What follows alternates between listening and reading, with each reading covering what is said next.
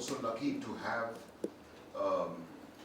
audiences almost every time we rehearsed at home, because a lot of our friends with whom we work in the theatre often come over in the evenings, and they would come over and we'd be in the middle of a rehearsal, so they'd just sit around, and the rehearsal didn't involve much else except sitting on a chair and telling the story.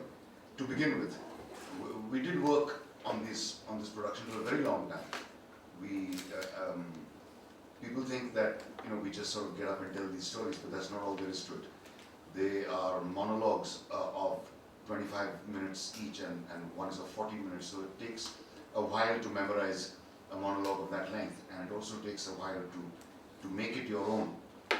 And since in this production we didn't have the shelter of playing characters where you can lose yourself in the character and maybe even rehearse on your own, here it was a question of telling a story, and telling a story means connecting with somebody, and thus it helped greatly to have people listening to the story as it was told, because as everybody knows that the rhythm of telling a story depends on the reactions of the listener. If the listener is not responding, it cannot be a good storytelling. So the best test is to try telling a story to your children, and they will either respond truthfully or they'll get bored, and you'll see it immediately. So the way you tell the story will depend on how well,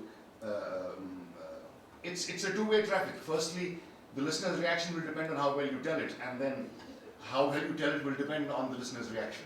So it's like a cycle. And if the teller of the story and the listener don't get into that cycle, then the telling of the story doesn't work. That's why some people tell jokes better than other people. It's it's as simple as that. The listener and the speaker get into a cycle, and that's what we tried to do. We had Ratna's mom, or we had Heba's friends, or some family friends, or anybody who had our sons who very soon. walk out very soon because the language was too much for them and the stories didn't really grab them. They were not cool. So that's how we prepared it, and it's really been very, very enjoyable and very gratifying, because the response to these stories has been fantastic, much, much better than we expected.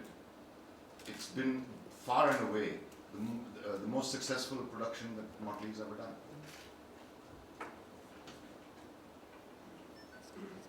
I had no idea of her greatness as a writer, and I discovered her writing in an English translation I belong to, and a milieu which I understand and which I love, and the people she was talking of. I thought that if these stories are so beautiful in English, literation I don't really do that well. I read Hindi, so I got a copy, and I intend to do more. But these 3 stories just decided, and then I decided on 3 more, which I'm going to embark on now, plus 2 others which we've already done. How is it, because you brought this last year, Yes. and you're bringing it again now, obviously you're going to get more audience. And so, well, if there's we wouldn't mind coming back to perform this in Delhi, actual Haveli, and have the Jama Masjid audience, so that these stories get to the people who they're about. No, I was coming back with the same question. Back to the habitat. Yes. And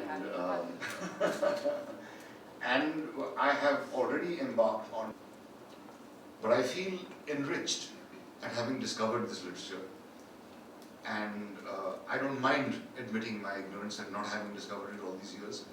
Was it through Manto, was it through Chutta that you came across Manto also, or was that long? No, they were friends, in fact. They were contemporaries and friends. Manto died many years earlier than her. He died at a very young age. He was about 43 when he died.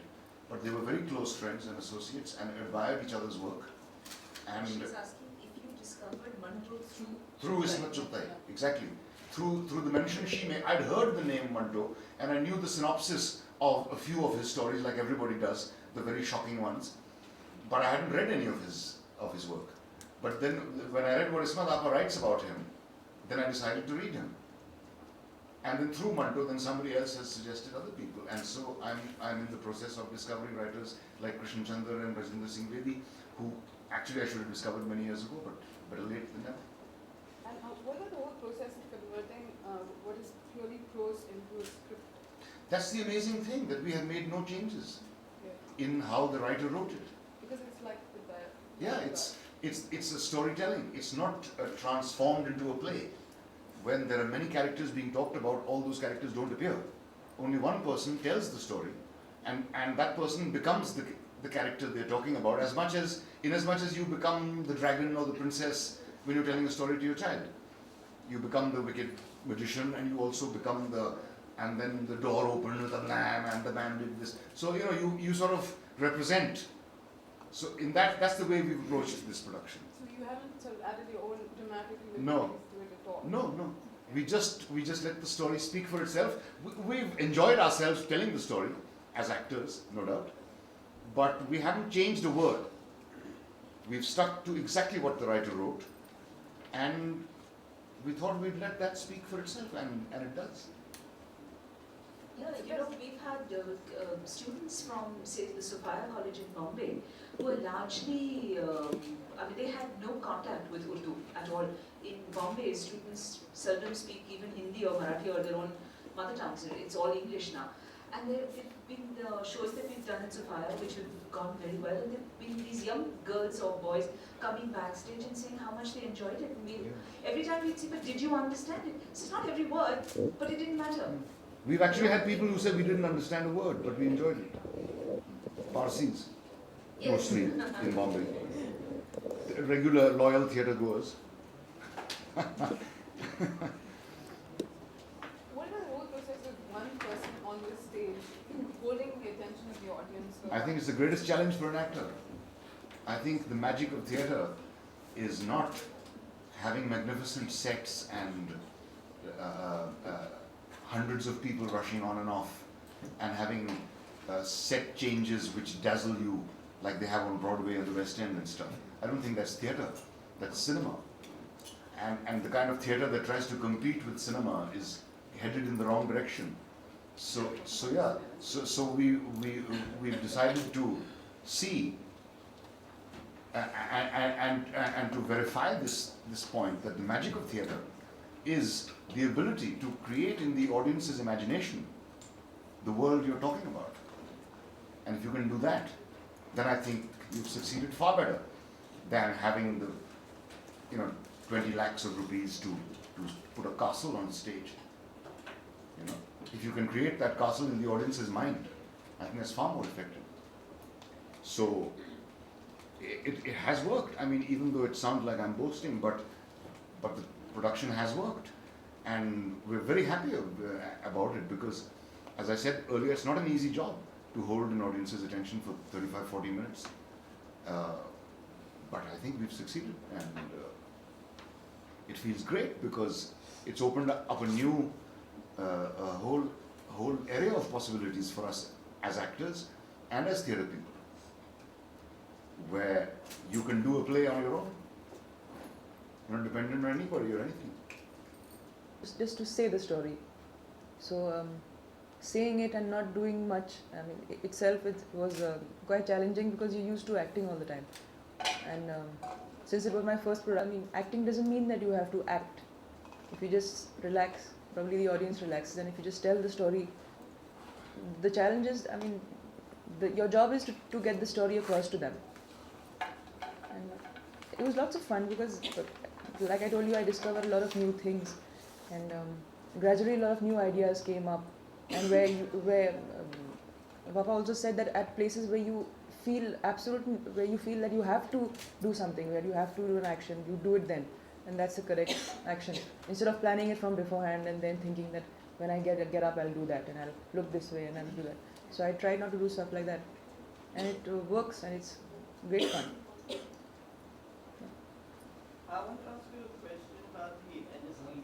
How important has the, and this is for both of you, has the NSD been for your careers as actors? And secondly, I want to ask you, do you see now in the current batch of any promising young people that can really be actors, directors, or whatever in theatre? Well, all three of us are from NSD, in fact. Yeah. Speaking for myself, NSD was a very enriching experience for me because I had lived in small towns or boarding schools before that. It was my first experience of living in a big city and mixing with people who of the kind I'd never met before, and educating myself. But most importantly, as an actor, it was the business of actually acting, which I think is of greatest value at the NSD. I admit that I did not make as much use of the library and of the theory classes as I could have, but I think that I was so entirely focused on acting that I couldn't be bothered with these things. It's only later that I've looked into these other aspects. And I think the same holds true of NSD now, despite the fact that it doesn't have a very great faculty of teachers. But the fact is that it's an atmosphere that's conducive to learning, and you can learn if you wish to. You can waste those 3 years too, if you wish to, and nobody will tell you not to. But I think that's the situation that a grown person has to be placed in to make their own choices. And it's a trifle unfortunate that a lot of people come to NSD hoping for a career in television serials after that.